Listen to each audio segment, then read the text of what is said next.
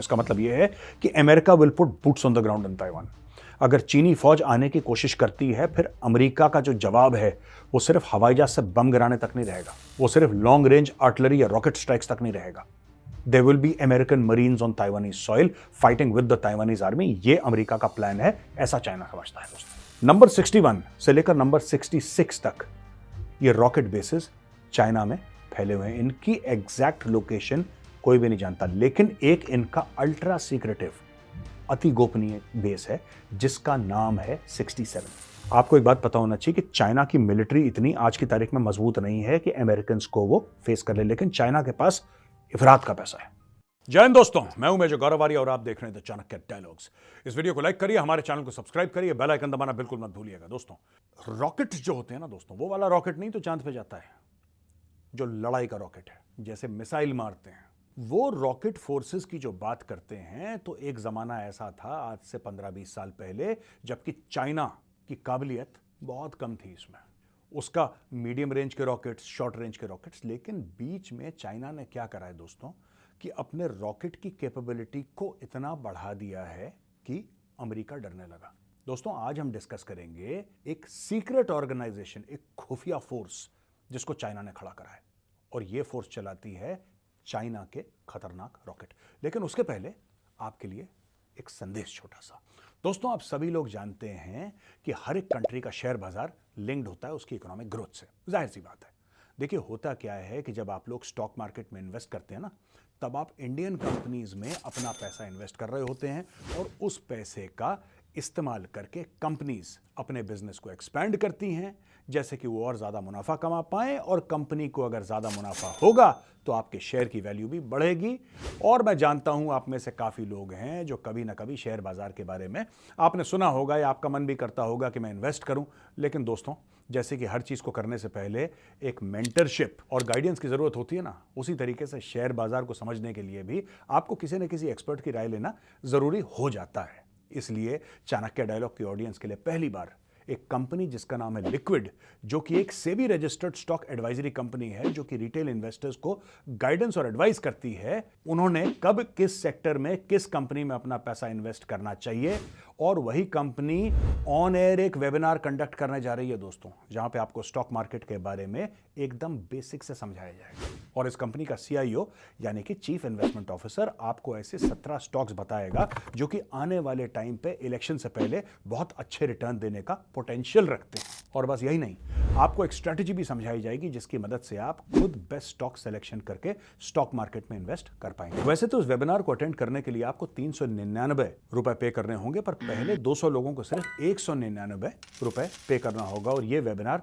6 फरवरी यानी कि 6 फरवरी ट्यूसडे शाम को 6 बजे पर है, और इसका लिंक मैंने डिस्क्रिप्शन में डाल दिया है, वहां से आप इस वेबिनार में रजिस्ट्रेशन कर सकते हैं। तो जाइए, जाके एक्सपर्ट से स्टॉक मार्केट में इन्वेस्टमेंट कैसे करें सीखिए, जिससे आपका पैसा और स्टॉक मार्केट की नॉलेज तो ग्रो होगा ही, पर उसके साथ में आप अपने देश की इकोनॉमी के लिए भी एक सपोर्ट सिस्टम बन पाएंगे। तो दोस्तों, चलिए वापस मैं आपको ले चलता हूं चाइना की उस खुफिया रॉकेट फोर्स के बारे में आपको और जानकारी दें।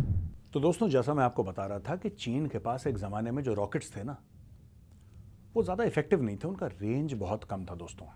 लेकिन 20-25 साल में चाइना ने ऐसे ऐसे रॉकेट्स डेवलप करे हैं कि वो कहीं पर भी, और ये कन्वेंशनल हैं ज्यादातर, हाँ न्यूक्लियर वॉरहेड उनके ऊपर लग सकता है, ये एटॉमिक या न्यूक्लियर हो सकते हैं, पर जैसे चाइना ने अपनी कन्वेंशनल कैपेबिलिटी डेवलप करी है दोस्तों रॉकेट फोर्सेस की, I think this is a serious threat. अब देखिए, एशिया पैसिफिक में एक जगह है गुआम, एशिया पैसिफिक में। आज की तारीख में चाइना के पास कैपेबिलिटी है गुआम को टारगेट करने के। अब आप बोलेंगे साहब, गुआम एशिया पैसिफिक में, चाइना का उससे क्या लेना देना, चाइना क्यों टारगेट करेगा? क्योंकि गुआम में एक बहुत बड़ा अमेरिकन मिलिट्री बेस है। दोस्तों, आप समझिए चाइना करना क्या चाहता है। चाइना की जो फोर्सेज हैं वो चाइना के बाहर बहुत कम हैं। अमेरिका की फोर्सेज हर जगह पूरी दुनिया में फैली हुई, राइट, ये आपको पता है। रशिया भी बीच बीच में अपने लोग भेजता रहता है, कभी वैगनर ग्रुप के थ्रू, कभी रूसी फौज के थ्रू। लेकिन चाइनीज का ऐसा कोई फिलॉसफी नहीं है। चाइना ये नहीं कहता है कि हमारा एक मिलिट्री स्टेशन यहां पे होगा, अफ्रीका में एक नहीं। चाइना चेकबुक से लोगों की वफादारी खरीदता रहता है दोस्तों। इसको $10 करोड़ दे दिए, उसकी वफादारी खरीद ली और बार बार पैसे देते रहे कि वफादारी बनी रहे। चीन को पता है एक बार पैसे देके कोई वफादार नहीं होता, चीन बार बार पैसे देता रहता है। ये चाइना की डिप्लोमेसी है। लेकिन चाइना 2-3 बातों से बड़ा क्लियर है। चाइना की जो एक फिलॉसफी है, जो एक थिंकिंग है, आज मैं वो बताता हूं। देखिए, चाइना को 2-3 बातें क्लियर हैं। पहली बात जो चाइना को क्लियर है दोस्तों, वो ये क्लियर है कि ताइवान का ये कहना कि वो आजाद देश है और अमेरिका का ताइवान को सपोर्ट करना, नेटो का ताइवान को सपोर्ट करना, अमेरिका का यह कहना कि अगर चीन ताइवान पे हमला करेगा तो अमेरिका उसका जवाब देगा। यानी कि ओपनली अमेरिका ने नहीं कहा, लेकिन अमेरिका यह बात कहता है कि हम इंटरफियर करेंगे, हम बीच में पड़ेंगे। अब इसका क्या मतलब है? इसका मतलब क्या है दोस्तों? इसका मतलब यह है कि America will put boots on the ground in Taiwan. अगर चीनी फौज आने की कोशिश करती है, फिर अमेरिका का जो जवाब है वो सिर्फ हवाई जहाज से बम गिराने तक नहीं रहेगा, वो सिर्फ लॉन्ग रेंज आर्टिलरी या रॉकेट स्ट्राइक्स तक नहीं रहेगा। There will be American marines on Taiwanese soil fighting with the Taiwanese army. ये अमेरिका का प्लान है, ऐसा चाइना समझता है दोस्तों। तो चाइना ने एक बड़ी सीक्रेट फोर्स, अभी हाल ही में शी जिनपिंग ने उसका लीडर ही चेंज कर दिया रॉकेट फोर्स का, और ये जो रॉकेट फोर्स है ये डायरेक्टली शी जिनपिंग के साथ रिलेशनशिप में रहती है। ये शी जिनपिंग को डायरेक्टली रिपोर्ट नहीं करती, लेकिन शी जिनपिंग डायरेक्टली इनको कॉल करके इनसे अपडेट लेता रहता है। क्यों? ये करती क्या है रॉकेट फोर्स? ये दोस्तों, इनकी जो रॉकेट फोर्स है ये अलग अलग जगह बेस्ड है चाइना के, और ये सारे के सारे मेनलैंड चाइना पे बेस्ड है। और इन्होंने रॉकेट की कैपेबिलिटी ऐसे डेवलप करी है कि सबसे क्लोज जो अमेरिकन बेस होगा, सबसे पास वाला अमेरिकन बेस, उसको ध्वस्त करने की क्षमता ही जानते हैं।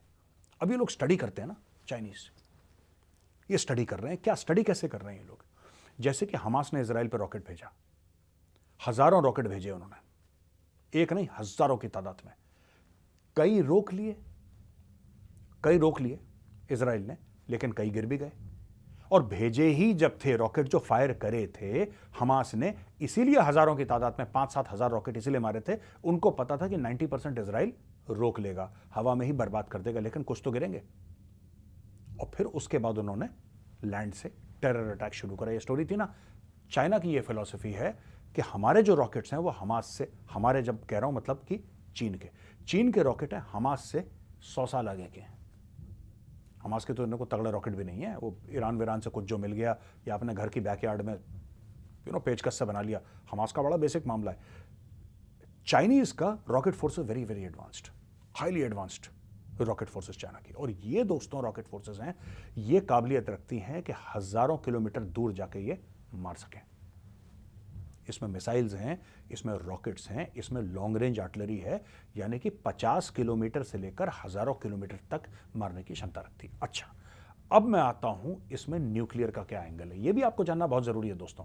न्यूक्लियर एंगल क्या है इन सब चीजों में? दोस्तों, नंबर 61 से लेकर नंबर 66 तक ये रॉकेट बेसिस चाइना में फैले हुए हैं। इनकी एग्जैक्ट लोकेशन कोई भी नहीं जानता, लेकिन एक इनका अल्ट्रा सीक्रेटिव, अति गोपनीय बेस है जिसका नाम है 67, और ये बाओजी सिटी के अंदर है। और बाओजी सिटी किस चीज के लिए मशहूर है? चाइना के ज्यादातर न्यूक्लियर वॉरहेड्स इसी शहर के अंदर है। इस शहर के अंदर से न्यूक्लियर वॉरहेड्स को वो अलग अलग जगह भेजता है। कैसे आप सोचिए। ये देखिए, दिमाग लगाने वाली चीज है। जो आप डिजिटल चीज करेंगे ना, वो हैक हो जाएगी। ओसामा बिन लादेन पाकिस्तान में 6 साल छुपा रहा, किसी को पता नहीं लगा। क्यों? पाकिस्तानी मक्कार थे, वो अलग बात है। मैं जानता हूं आपके मन में क्या बात है कि पाकिस्तानी मक्कार थे। वो थे मक्कार, आज भी हैं, कल भी रहेंगे। That is not the point. Point is कि वो एनालॉग चला गया। समझ रहे हैं मेरी बात? वो चला गया एनालॉग। कैसे चला गया एनालॉग? उसने इंटरनेट का इस्तेमाल नहीं करा, उसने मोबाइल फोन का इस्तेमाल नहीं करा, वो टीवी नहीं रखता था अपने पास, वो कोई ऐसी चीज नहीं रखता था जिससे बाहर से उसका कनेक्शन, वो बिल्कुल कट ऑफ था। No credit card, no debit card, nothing. Electronic trail थी नहीं उसकी, सिग्नल ट्रेल थी नहीं उसकी। अब पकड़ लो। मैं ओसामा बिन लादेन की बात क्यों कर रहा हूं? क्योंकि जब वो एनालॉग गया, डिजिटल उसने कैंसिल कर दिया। एनालॉग जैसे आप हैं,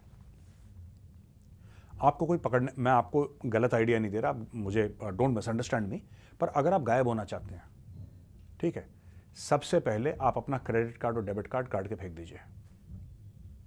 ठीक है? जो भी बैंक से पैसा आपको निकालना है, आप कैश निकाल लीजिए।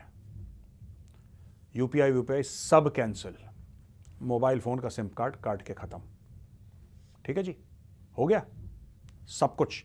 जो चीज आपको इंटरनेट से जोड़ती है, कोई भी चीज छोटी बड़ी, ईमेल कैंसिल, एवरीथिंग कैंसिल।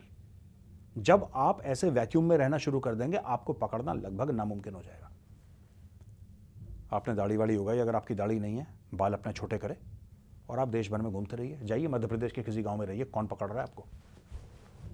कोई नहीं पकड़ेगा। यूपी के किसी गांव में बैठ जाओ आप, बिहार के किसी गांव में चले जाओ, बहुत मुश्किल है। शहर के किसी कोने में रह लो, nobody will be able to catch you. हाँ, जिस दिन आपने क्रेडिट कार्ड स्वाइप करा, उस दिन सरकार बोलेगी अच्छा उस दुकान से क्रेडिट कार्ड।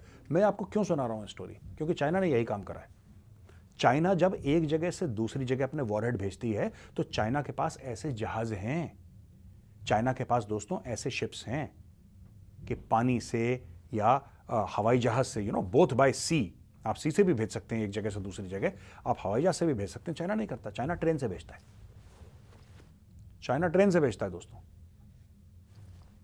ट्रेन जा रही है, एक सरकारी ट्रेन पड़ी है कोने में शेड में, ट्रक आया, उसके अंदर डाला रातों रात, under the cover of a shed, right? Shed के अंदर ट्रेन है, बाहर निकली है, पीछे से गाड़ी आई, सब नोट करा, सैटेलाइट को कुछ पता नहीं लग रहा, ट्रेन गई छुक छुक करती हुई कहीं और चली गई, वहां पे शेड पे निकाला। किसी को आप सैटेलाइट से ढूंढो, आप ढूंढ ही नहीं सकते, आप उसको ढूंढ ही नहीं सकते, because there is no electronic signature, there is nothing, there is no internet signature, कोई है ही नहीं, उसका ट्रेस नहीं है। इस तरीके से चाइना अलग अलग जगह अपने न्यूक्लियर वॉरहेड्स ले जाता है। और बाओजी सिटी, जहां पे 67 नंबर का उनका बेस है, जो कि अल्ट्रा सीक्रेटिव है, यहां से सारा दोस्तों एक्शन होता है। हामी, ह्यूमन और दोस, ये 3 शहर हैं दोस्तों। हामी, ह्यूमन और दोस, ये चाइना में 3 शहर हैं। और इन 3 शहरों में चाइना क्या कर रहा है? इन 3 शहरों में बड़े बड़े मिसाइल साइलोज डेवलप कर रहा है। देखिए, आपको एक बात पता होना चाहिए कि चाइना की मिलिट्री इतनी आज की तारीख में मजबूत नहीं है कि अमेरिकन को वो फेस कर ले, लेकिन चाइना के पास इफरात का पैसा है।